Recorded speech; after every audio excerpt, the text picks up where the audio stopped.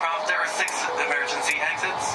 Hello, everybody. This is Ron, your captain speaking. We are currently 30,000 feet in the air, and we haven't even left the airport. We just lit the joint. Just kidding, a little pilot humor there. We like to have fun. Our destination today is Casablanca, Morocco. So everyone, sit back, fasten your seatbelts, and prepare for takeoff. We will be arriving in 6 hours. Are you looking for a better way to play player props or daily fantasy sports? Well, look no further than Prize Picks. Prize Picks is the leading over-under daily fantasy game. Why? Because it's so easy to use and win. You can make your picks in under 30 seconds and win up to 10 times your money in one day. Right now, we have a special offer for our viewers and listeners of the 7-Footers podcast. All you have to do is sign up now and use the promo code 7Footer, and Prize Picks will match your first deposit up to $100. Yep, that's right. They'll match your first deposit up to $100. So, join the over 150,000 others who found a better way to play and download the Prize Picks app today.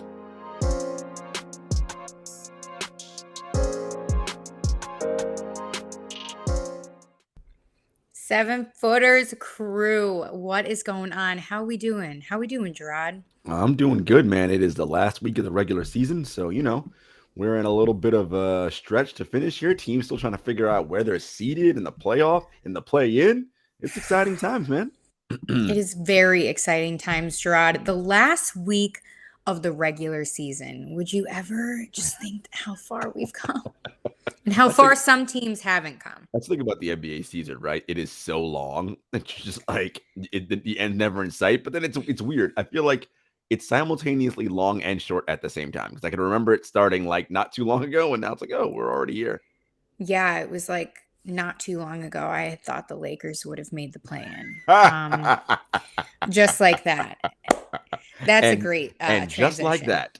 And just like that, we are here at the last week of the NBA season, guys. I mean, what else can we do besides predict the awards, of course? And we're going to switch it up a little bit, because in years past, I can't even believe I'm saying years to our baby, the 7-Footers podcast, not anything else. Calm yourselves down over there.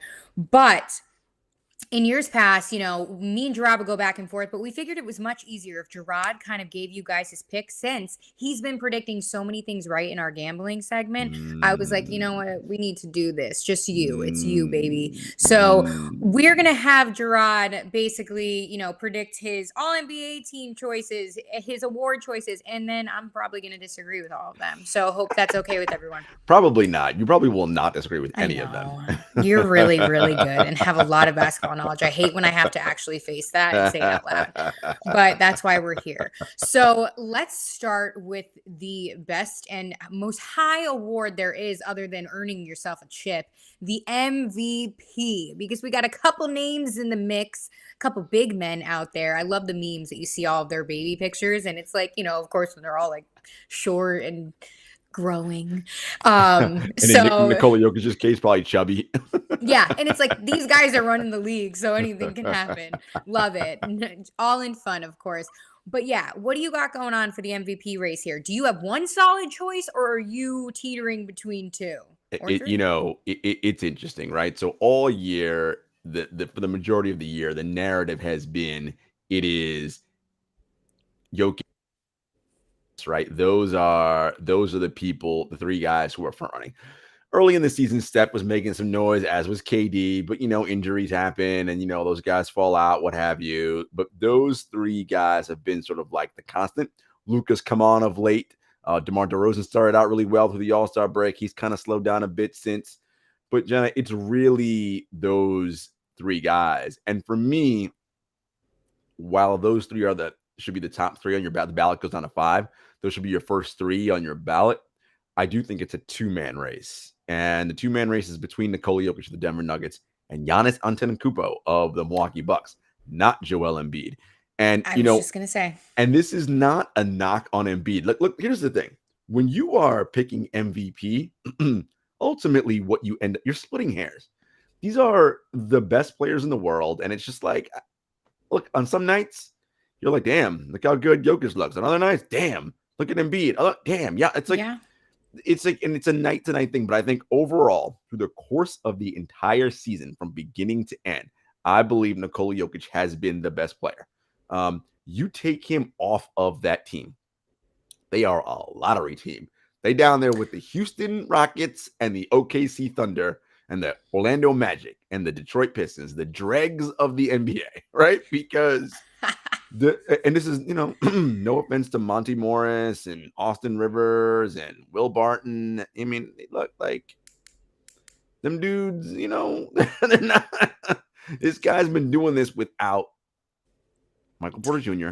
and Jamal Murray, right? His third and second best players all season. And the fact that Denver is 47-32. They are in the fifth spot of the Western Conference. Fifth, 47-32. Just for, record's sake, 47-32, that would put them around the same place in the East, only a win behind the Bucks and the 76ers. So, what I've seen from Jokic all season, to me, that says he's the winner. Now, if you look at the advanced stats, and, I don't like calling out these shows or mentioning them because it gives airtime to them and they're annoying, but I'm going to call out Nick Wright because his whole argument is disingenuous and he uses stats that nobody uses. Nobody uses PER anymore or any of those kinds of stats. Like, that's just dumb. He's like, oh, well, if you listen to PER, it says Precious Achiuwa is better than LeBron James. I was like, dude, stop it. Nobody is That's exactly why no one uses that. No one's using these stats. Just cut it out. Like, stop being disingenuous. But, his job is to get clicks and incite riots and get people all fired up on Twitter. And, so it's done its job. Point being, if you look at the proper advanced metrics, Nikola Jokic is number one in all of them. All of them. Now, here's the thing. If you are number one in every advanced stat, I mean, that's telling me something, right? Like, estimated plus minus, which I love to use, which is the best all-in-one stat in my estimation. He is a plus 8.8. That is per 100 possessions relative to his teammates and who is on the floor when he's who his teammates are and who his opponents are. The Nuggets outscore their opponents by almost 9 points per 100 possessions when he is on the floor. That is by far the best in the league. Joel Embiid is second, and he's a full point behind. Giannis, third. Oh. Win shares per 48, not total win shares of that dumb number that Nick Wright was using. Win shares per 48, which, by the way, as I've said numerous times, has accurately predicted the winner of the MVP in the last 11 seasons. The only time it didn't happen was when Russell Westbrook won it, and he was 12th or 10th in win shares per 48. But every other year, the person who's won in win shares per 48, number one, wins the MVP. Jenna, do you know who's number one in win shares per 48? Is he on the Nuggets? He is on the Nuggets. It is Nikola Jokic. He is number one. Plus, his win shares per 48 is .300. League average is .100. He is 3 times above league average in win shares per 48. Giannis is second at .298, I believe. So that's a very close margin. Now, if you want to look at counting stats, all right, Giannis is at 30 points per game, 12, 13 rebounds, 6 assists. I mean, Jokic is like 26, 14, and 6, somewhere in that nature. You know me, counting stats, like whatever. I don't like that's that's what simpletons use to figure things out. All those old school counting stats. Because all 25 point per game scores, I've said in the past, are not created equally, right? But again, and I don't think it's a landslide victory, but to me, when you are number one in every advanced metric, you are number one in the advanced metric, which has told us who is going to win MVP in each of the last 11 years, except for when Russell Westbrook won it. I'm sorry. That's the MVP to me. And my eyeballs, when I watch, tell me he's the most valuable player to his team. Now, if you want to tell me, but you're out in the postseason, I think I'd rather have Giannis. Okay, I'm not going to say no. Or if you tell me, that's fine, but the MVP doesn't go to the postseason. It's a regular season award. If you want to tell me Jarod, I'd rather have Kevin Durant. Okay, I'm not going to disagree with you. We're talking most valuable player, right? And your definition of valuable, right? How much does he impact winning, right? Because that's ultimately what it is. Again, you take him off this team, trash central. garbage. Whereas the Bucks still have Chris Middleton and Drew Holiday, right? Like they'll still be pretty good, right? So, I just, to me, it is Jokic, and it's the slimmest of margins, but it's Jokic. And he's deserving. And by the way, Jenna, here's the other thing. He's also made himself into a credible defender, right? Like he is above average on defense, plus 1.4 in defensive estimated plus minus. By the way, that's ahead of Giannis. Just putting that out there. I love the argument. And my question is, though, because, this is probably going to happen to some capacity. When it comes to the MVP award, yes, of course, you just laid out the whole groundwork of why Nikola Jokic deserves it. And I agree. Stats, everything. He's killing everybody. I get it. But we know that this comes with the popularity side of it as well. The obvious answer is Giannis, who is the most popular out there, and this and that. He's bringing dad jokes. Dad jokes, he gets 50-piece nuggets. Like, oh, look, Jenna, you know me. Look, that stuff is corny to me. Like, I'm sorry. Like, I just don't like. Everyone's like, oh my god, I'm so endearing. I'm like, that's stupid. Like, I don't care that he likes smoothies or he orders 50 nuggets or he tells dad. Like, who cares? Who gives a shit? Like, he's an excellent basketball player. Like, I don't need all that other frilly crap. Like, that doesn't matter. And again, if you pick Giannis, I'm not going to say you're wrong. But like the idea that Jokic has no business being in the MVP conversation, laughable. Oh, yeah. I mean, if you don't think that, then you got to, I don't know, go back to the drawing board, figure it out, call somebody. People who are making those arguments are disingenuous. They're not making good faith arguments. Love that word. Word of the day, disingenuous. Let's move on because this is another award that I personally consider up there with MVP in importance is Defensive Player of the Year. Because as we know, or as we witness night in and night out, a lot of people either can't play defense or they choose not to. So it is a very hard task to complete, but somebody's got to do it. So who do you have? Who's in the running? Or is this a solo award for you this season? This is tough, Jenna, because Draymond kind of had this locked up through January, and then he 100%. Got hurt, and then it went away. By the way, just for, I was going to say shits and giggles. I'll say shits and giggles. Draymond Green, even after missing all that time that he missed since January with the injury, number 1 in the NBA in defensive estimated plus minus. Oh, plus 4.9.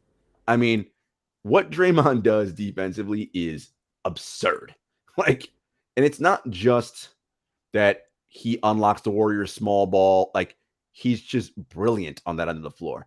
He knows your sets before you run them. He knows how to blow up your sets, right? Like, he knows who should be helping off of whom. And I mean, he is, everyone, the quarterback of the defense, all those superlatives, those things are all true. I just want to shout out the fact that Draymond is incredible. It's just a shame that he missed all those games because this was his award to win. Now, the Boston Celtics since, mid-January have been the number 1 defense in the NBA. What a turnaround. They've just been locking people up. And it's just like, damn. And, a guard hasn't won a Defensive Player of the Year award in a little bit of time now. Marcus Smart he's outstanding. And I like that choice. Not just at the point of attack. Of course, we know that at the point of attack, what he does. But it's if you get him switched on to a wing or who, it doesn't matter. Like, this guy competes, gets in there, steals, just makes it tough. You can't just move him up the block, right? It's like, no, he's strong, right? And he's making things extremely difficult.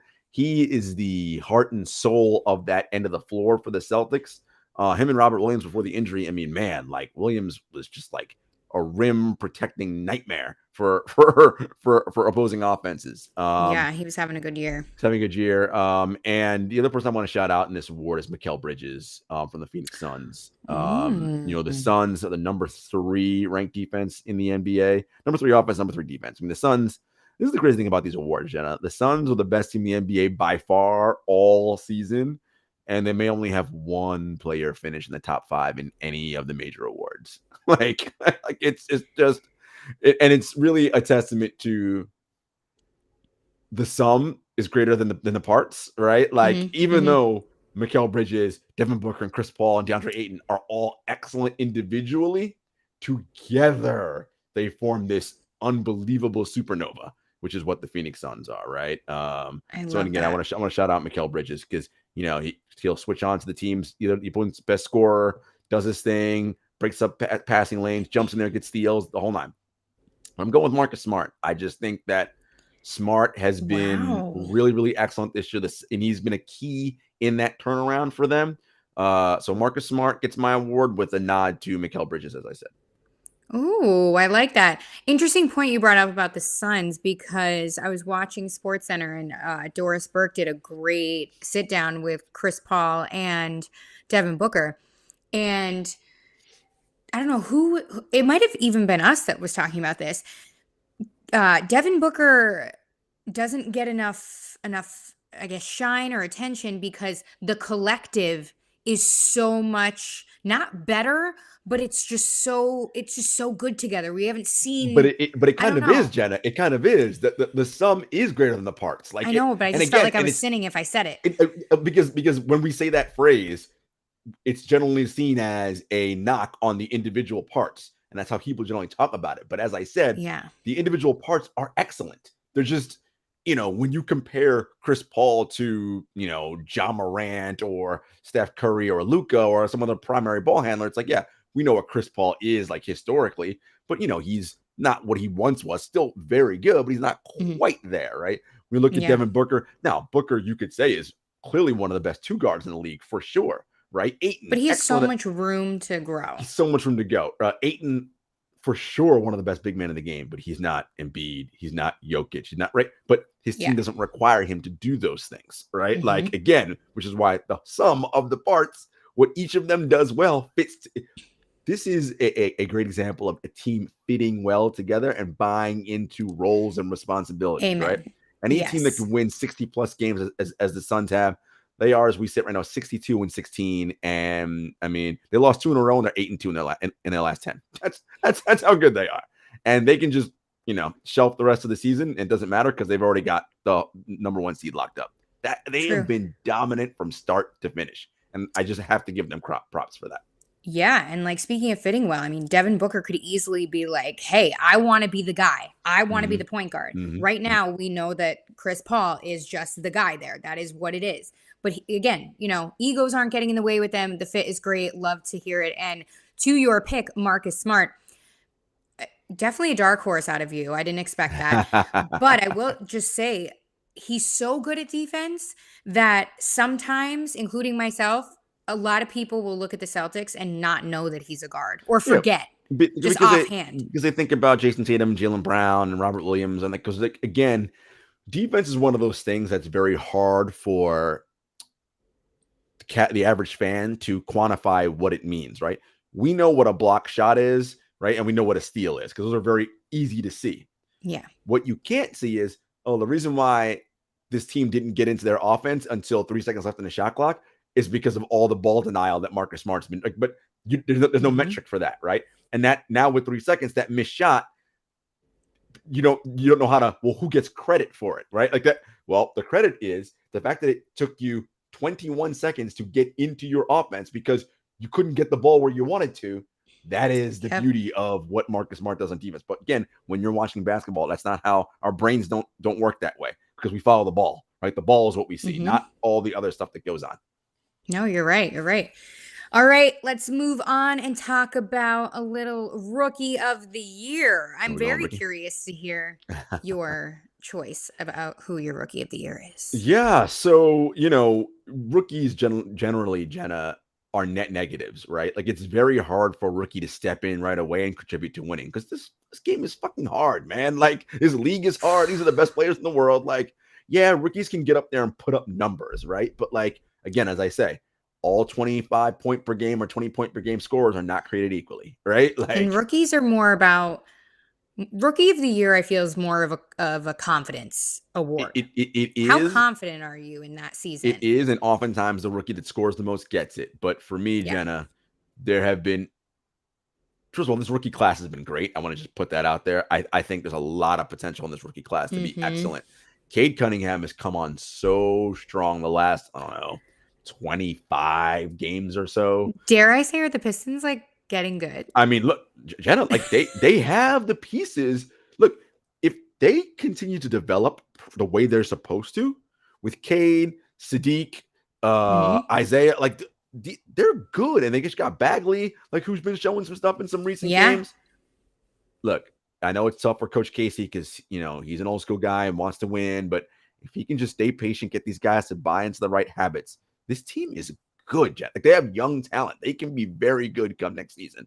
But two rookies to me have stood out. And for a while, it was Evan Mobley to me was a clear runaway favorite for rookie of the year. But right now, if I'm giving out the award, I'm doing co-rookies of the year, which has been done before in NBA history. It's Evan Mobley and Scotty Barnes in Toronto. Scotty Barnes has been outstanding. Shout out to my guy, Coach Thorpe on True Hoop, whose son Max plays at Florida State and played with Scotty Barnes. So Coach Thorpe is a big Scotty Barnes fan. What Scotty can do on both ends of the floor, not just shooting, but defensively, how he unlocks that entire team and what Nick Nurse is able to do over there. Look, and Barnes is going to be good. And remember, two things stick out to me about Barnes: his size and switchability and all that. And like he's smart, understands the game, and he's got a lot of room for improvement. The shooting's kind of streaky, but in 2 games this year, when he played against the Lakers and against the Nets, their 2 big guys specifically talked about Scotty Barnes following the game. Those 2 big guys being Kevin Durant and LeBron James. And when you are getting praise from those 2 guys as a rookie in this league, you're doing something right. When Durant particularly calls out, he has a high basketball IQ, right? So it's, physical gifts are all well and good, but a lot of people got physical gifts. This dude's smart, knows where to be, understands angles, and the sky's the limit. Look, first of all, can we talk about Toronto really quick? Like, I don't feel like anybody wants to play that team in the first round of the playoffs. So Pascal's playing well. You got Fred, of course. We're talking about Scotty. I mean, look, the OG, like they're going to be tough. And a little. Don't underestimate Fred. Fred. Fred's the shortest guy we mentioned, but he probably plays like he's the biggest guy, right? Like, that's just the swag and the confidence he carries himself with. He's 5'11", but plays like he's 6'7". The other dirty secret about Toronto. So we know about Kyrie not being vaccinated, so he can't go to Toronto. It came out this week that when asked, the Philadelphia 76ers and Boston Celtics both declined to answer when directly asked, are your teams fully vaccinated? And Jaylen Brown was specifically asked, and he said he declined to comment and said it's a personal choice. Well, Jenna, you know what that means. That means you're not vaccinated, because if you are, there's nothing to hide, right? You're just going to say I'm vaccinated. If you say, oh, it's a personal choice, I'd rather not tell you, that means you're not. And I hope the Celtics have to play the Raptors in round 1. I really do. So I want to see this. Yeah. So how we this can really plays find out, because we already know about Kyrie. We know that he's not vaccinated. That's right. He's the one who's like the poster person of the NBA's unvaccinated players. Fine, whatever. I want to see who else is unvaxxed. So I hope Toronto lasts as long as they can, and I want to see which players are, not around for that. But anyway, what was it? Tatum on that list too? Tatum said he's vaccinated. He said he's vaccinated. Yes, when asked directly, he said now he's gotten it while vaccinated too, but he has said he is vaccinated. So okay. But yeah, co-rookies of the year, Mobley and Scotty Barnes. I like the both. Can't even complain there. I don't know how much of a co-person I am because you can get a little jealous in here. So I'm gonna say Scotty Barnes. Okay. Right now, because Evan Mobley has been out for a little bit. So his case has suffered a little bit. I think he's played so well to me that I'm like, I can't overlook the body of work that he's put together thus far. Facts. Cleveland ruled the All-Star All-Star weekend. I mean, it was all of them. All right, let's talk about, this is the most interesting one in my opinion. The most improved player. This is a steep award because you really have to show this gap. And there might be a few people that have it. Do you have a solo choice or? So here's my thing about most improved player. The way we've been awarding it as a league, I just don't like, right? Shout out to our boy Brian Fonseca, who doesn't like when top 5 draft picks get most improved player because he's like, they're supposed to get better. Like we expect people in the top 5 to get better, Right now, Ja Morant is It's a the great heavy point. betting favorite to be most improved player. And my thing is like, Ja Morant was the number 2 pick. Like, why? Like, I don't like. Yes, he's gotten better, but like, this is what I mean, you were picked behind Zion. Like, there's a reason why you went number 2. Like, And he's been surging. It's not like he had a dip and he had something to prove. right. I so and you know I love my Grizzly Cubs, but so for me, no. And Darius Garland's another one, but he was a number 6 pick if I'm not mistaken. And so, you know, and yes, he did go from that to All-Star. So that's a huge jump. Like, I get it. And Ja Morant was a legit MVP candidate, though missing the last 2 weeks of the regular season, and that time he missed midway through the season, I think it's going to hurt his candidates, his choices for that. Jenna, I'm going to go off the board here. Someone most people probably aren't thinking about.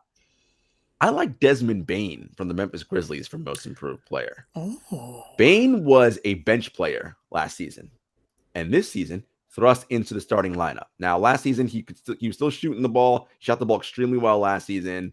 Looking at his numbers right now, he was 61% true shooting, 59% effective field goal percentage. But overall, he was a minus 1.2 estimated plus minus.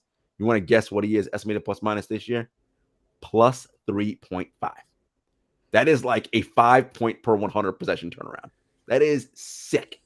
Like, Well, dang. and he's been excellent on both ends of the floor, offensively and defensively. And with the increased minutes and playing against starters, you would figure, oh, that shooting is going to come back down to earth. 60% true shooting, 56% effective field goal percentage, shooting 43% from 3. I mean, he, to me, has been outstanding. So that, for me, that is my most improved player, is Desmond Bane of the Memphis Grizzlies. What if somebody told you that their most improved player was Jordan Poole? I would not disagree with that either. I think Poole has gotten excellent. He, especially playing in the absence of the biggest stars on the team, because mainly, say they have those big stars, this is what happens with teams like the Warriors. Mm-hmm. You have your pieces and your role players, right? But they lean too much on the guys as a crutch. And when I say the guys, I mean, you know, Steph, Clay, Mm-hmm. Steph, Draymond. How do you not rely on them the most? Championship medal, all that.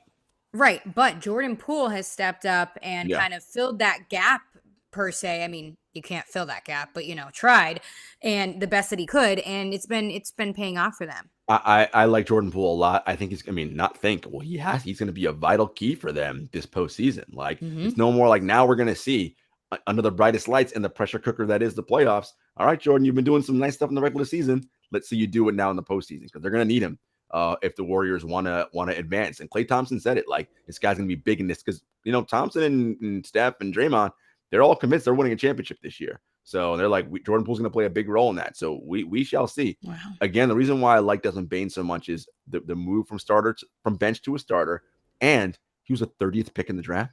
Like, when you get towards the bottom of the draft, like, that's not, you can find some gems, but you're not expecting a lot, right? Right. I mean, this guy is an above average NBA starter on the second best team record-wise in the NBA. Yeah. And when you're doing your daily routine and you got these types of guys chirping in your ear, I mean, there's no way you can't just become a better overall basketball player. I mean, if you're looking at estimated plus minus, Jenna, again, in terms of the starters who have been playing this year, he's second behind Ja Morant on the team in estimated plus minus. Oh. So, I mean, go Jordan. Do your thing, honey. Desmond, you mean. Oh, yeah. Oh, sorry. Yeah. I know what you meant. This thing on. Anyway, let's move on before I embarrass myself anymore and talk about the coach of the year in Jarod's eyes, anyway, because I feel like this is your award. You know very well how to hand out the best award when it comes to coach of the year. First of all, shout out to Monty Williams, and what a job in Phoenix. I mean, the best team again, start to finish. The consistency is remarkable. My God. Shouts to JV Bickerstaff in Cleveland, what they've done, outstanding. Shouts to Nick Nurse in Toronto, Ime Udoka in Boston. They were 12 and 15 to start the year or something like that. Like, I mean, they're the number 2 right now. They can get the 1 seed. Eric Spoelstra, of course. Shout out to, there's a litany of good coaches up and down the league. But Jenna, we're staying in Memphis, man. Taylor Jenkins, the Grizzlies exceeded their win total, their over under win total. I think they were picked to win 43 games was their over under win total. So be fighting for that play-in area. That's where they thought they were going to be. Of Vegas. They're the number 2 seed, Jenna, in the Western Conference. Number 2. They are 55-23. I mean, damn. I just, somebody's getting a raise. I just think it speaks for itself, man. Like that team, they're fun, they're exciting. Yes, of course, everyone knows I love my Grizzly Cubs, and I think, Jen, I'm not 100% sure yet. I think I'm going to cover the first 2 games of the playoffs in Memphis. I think so. Like I got to get down to Beale Street, see what's popping down there. Stay tuned. But anyway, this team is they're excellent, and of course Ja and Triple J and Bane and Melton and Adams and everybody gets all the props, the players. But Taylor Jenkins, man, like this team's is set up to be good for a long time. Oh yeah, and they're young. Oh my god. He would be my pick, but my pick is JV Bickerstaff because this was a Cavaliers team that was supposed to be rebuilding. Talk this about exceeding expectations. To happen, yeah. Like this was not supposed to happen. Not to mention you lose Colin Sexton, you lose Ricky Rubio, Jared Allen, and now Mobley's been out. But yeah, talk about a turnaround. They won 22 games last year, Jarod. 22. Yeah. Like, okay. Cavs are 43-36. I mean, they blitzed past their over under win total. Blitzed it. Right? It's gonna be a good summer there in Cleveland because when it's snowing, I wouldn't advise going there.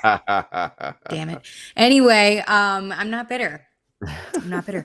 That wraps up the prediction of season awards by none other than Jarod. Because I mean, hey, if you go for these guys, you might as well bet on them at this point because Jarod's been collecting. Well, a lot of them are. A lot of them you're going to get bad odds on, right? Because they're such overwhelming favorites. So, but you never know. Hey. This might be your favorite subject of all, Jarod. Yes.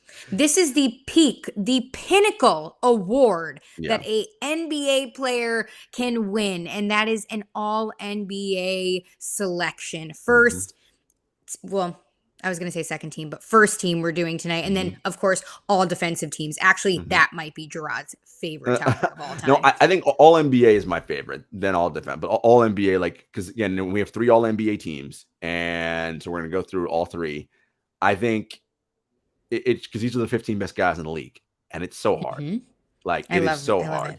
To me, all NBA that matters way more than All-Star. Like, you've said that. All NBA is the one that is like, you are, it's like all pro versus a Pro Bowl in the NFL, right? All pro is what matters, not Pro Bowl, right? Like that's the one, right? When you are all league, like I'm one of those dudes. Now, the NBA, as Jenna, makes you pick 2 guards, 2 forwards, and a center. I ain't doing that because this is positionless basketball now. It doesn't matter. You're right. I'm picking the 15 best guys, regardless of what position they play. And I will tell you. Tell me your first team. Well, first I'm going to tell you it was tough because I have 16, 17. I have 19 to 20 deserving players. Okay. And only 15 spots. So sounds like Team USA. So I'm gonna right off the bat, I'm gonna tell you who, so much love, but I'm sorry you didn't make the cut to Drew Holiday, Jimmy Butler, Rudy Gobert, Donovan Mitchell, Darius Garland. Like, sorry. These players did not make the cut. They did not. They did not. Interesting. Yeah, they did not. All right, first team. No surprise. Jokic, Giannis, Embiid. Now, here's where it gets tricky for your last 2 spots. This player has missed a ton of time. Well, a ton. He's going to end up playing, let me see here. When it's all said and done, he will end up playing 55 games, which, that's 2/3 of the season. So that's enough for me. He makes it. Look, y'all know Kevin Durant's my guy. And I'm sorry, like 30 points, 7 rebounds, 6 assists on 52, 39, 90 shooting splits. He's a +6 estimated plus minus, which is top 6 in the league. You know, the Nets crater when he's off the floor. And we saw what happened when he went down with the MCL injury. They went on like a 13-game losing streak. I mean, I'm sorry. Like, I don't care what metric you use. Kevin Durant is one of the 5 best players in the league. And you know what I think? When healthy, he is the player I'm choosing over everybody else every time. So Kevin Durant is my other spot. And then the last spot was tough. It's between Ja, Steph, and Luka. And Steph being hurt kind of hurt his case, and the Warriors stumbling. Ja being hurt and the Memphis Grizzlies playing so well without him hurt his case. So Luka Doncic to me grabs that other spot because he has been a house on fire basically since January. And the Mavericks, as we sit right now, are 49-30. They're a game back of the Warriors for the 3rd spot. And they could listen, the Warriors haven't gotten that locked up yet. So, you know, I just think that those to me this year are your all-NBA first team. And, you know, people are like, draw it off positions. Look at the people I've mentioned. Jokic, Giannis, Embiid, KD, Luka. I got plenty of ball handling. I got plenty of shooting. I got plenty of defense, size, and rebounding. I'm good. Like, that's it. That is it. I'll say no this. LeBron James? He did not make my first team. And he gets penalized, Jenna. He's getting penalized for the Lakers' piss poor season because while he likes to say that's all we have a front office, I don't do whatever. No, we know you are the de facto GM of that team. So he's getting penalized for putting together that crap roster in LA, and for them being literally, they're not even going to make the play-in tonight. I agree. If they lose tonight, done. I agree Season with over. you. And he's not even playing. So Magic went on a morning show spree and basically outed him and said, you know, I wanted DeMar and he wanted Russ, and I came back from vacation and we had Russ. Well, is what it is. Like I said, so he just what I'm saying is he basically proved LeBron's hand in, of course, decisions. So, you know, he's out. But anyway, that 5, good luck stopping us from scoring, number 1. I have 1, 2, 3. I have 4 7-footers who can all score the basketball. So good luck stopping that. And I got a 6'7" Luka Doncic who can pass and do. Yeah. Good luck stopping us, and good luck scoring on us. So, you know. All right. I don't disagree with your choices. That's all NBA first team. Yeah, definitely a lot of 7-footers, which a lot of people would come down on you for, but I would never do that to you. But as I say, what do I have? I have plenty of shooting, plenty of size and rebounding, plenty of ball handling, plenty of defense. That's what you need on a team to win. And playmaking. I got it all. I got it all. It's a different game too these days. They're doing it all. So talk to me about your second team. What do you got? Ooh, okay. This one's even the hardest one. It's hard. I got Karl Anthony Towns, LeBron James, Jason Tatum, Ja Morant, Steph Curry. Okay. I see why your last 2, Steph and Ja, were hard with the first. Yeah. Okay. Yeah. Very interesting. I just wait. Have I heard Draymond's name or no? No all NBA for Draymond. Okay. All defense. Look. I Towns has been outstanding this year. Like really good. And Minnesota. Hello, everyone. Can we talk about Minnesota for instance for a minute right now? Minnesota Timberwolves. 45-34. Yes, I didn't stutter. Let me say that again. 45-34. Yeah. 11 games above 500. And listen, if the Utah Jazz keep screwing around, the Timberwolves going to catch them for that 6th spot. And Cat has been a large part of that. He has been outstanding. Look, LeBron has been excellent this year, but as I said, I'm penalizing him for the Lakers, so he gets dropped to second team. Tatum has come on like a house on fire. I mean, he's so good. And if you're trying to figure out, okay, KD's better. So that's what that is. Yeah. And then Ja and Steph, they've been excellent. So that's your backcourt. I mean, your backcourt. LeBron and Tatum, your front court, and Towns, right? So that second team looks more traditional in terms of a center, 2 forwards, and 2 guards. But that second team would have a tough time scoring against that first team because of all that length on the first team. So Funny, I read something about Donovan Mitchell today that was like Donovan Mitchell's averaging, I think it's 2 turnovers per game right now, and he passes the ball to what was it? Rudy, like not, Yeah. yeah. I And then mean, so he's basically, we you know could what I have a mean. whole other conversation about what I think is going to happen in Utah at the end of the season, because let's be real, Utah ain't winning no playoff series, so it's gonna be ugly. All right, third team, and this was, I mean, third team was the toughest. Like I was just like, I don't even know what to do. Like I just, I love it. Jarrett Allen to me has been a Ooh. huge reason why the Cleveland Cavaliers have been good. I know he's been hurt, and it was tough. It was him and Rudy, and I was like, oh crap, I don't know what to do. Got his first All-Star nod this year. But Utah they haven't been good, and Utah's underperformed, and because of that, I penalized Rudy and Donovan. Like I was like, no. So Jarrett Allen's my center there. DeMar DeRozan's one of my forwards. Chicago Bulls have been playing good basketball, even though they've been struggling of late. And then I moved Book onto this team just because I'm like, look, how can the Phoenix Suns, the best team in the NBA, not have anybody on an All NBA team? I mean, they have to. They have to. Yeah. So Book, Trae Young, who, look, I've had my beef with Trae, and his whole, well, it's hard to get out for the regular season after what we accomplished. But I was like, dog, you're a 10 seed right now. Although I guess you hated that up. quote. The 9 seed now, right? What are they? Yes, Atlanta is moved up to they're the 8 seed. So whatever. Yeah, they were down. But they were conference finalists last year, and I expected more out of them. And I expected Trae to kind of lead that, and he didn't. But I cannot deny he leads the league in total points and total assists. I just like is what it is, man. Like he's been killing. And then this was tough again. Donovan, Drew Holiday. I could have, but again, I penalized the Jazz, so I penalized Donovan and Rudy. Okay. And the Bucks, they've been playing with their food kind of all year. Like I could make a case for Drew, but I was like, I went with CP3. I was like, look, this is the number 1 team in the NBA.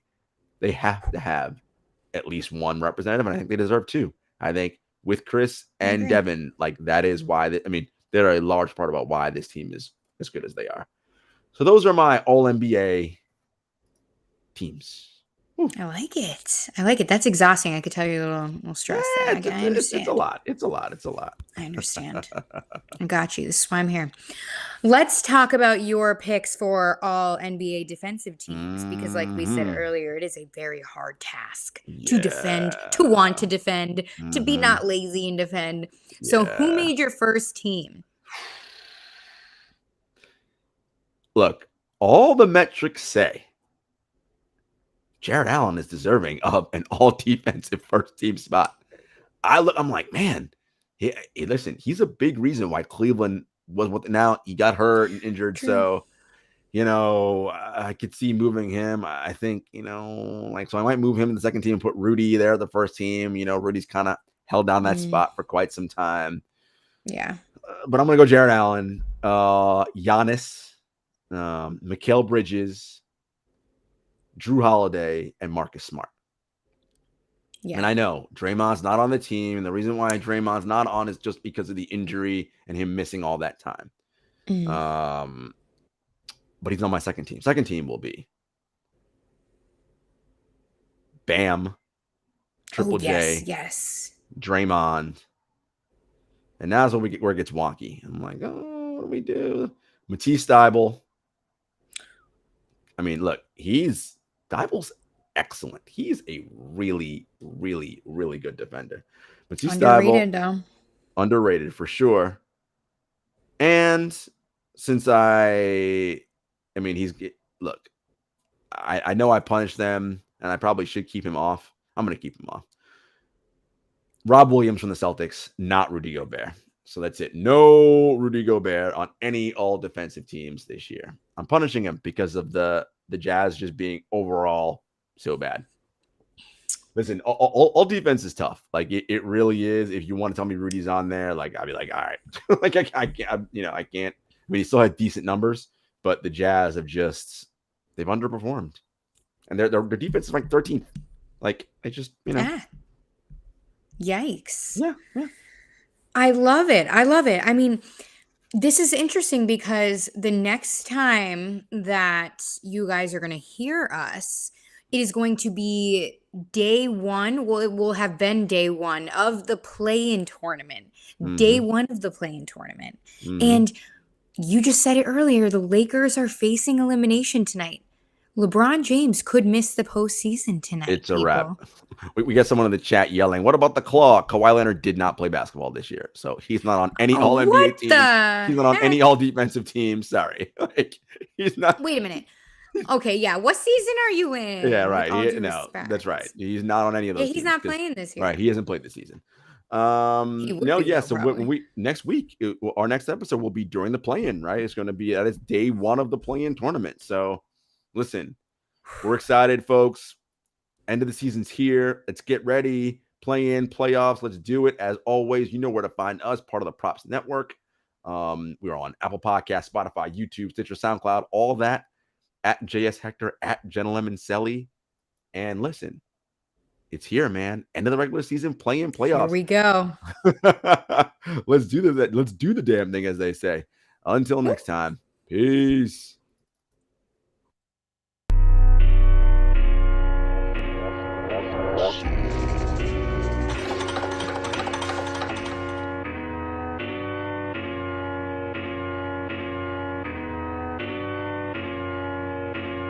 Spent a couple years out here with these raps, trying to have a plan that we made come true. Applied to some jobs, but I ain't hit back.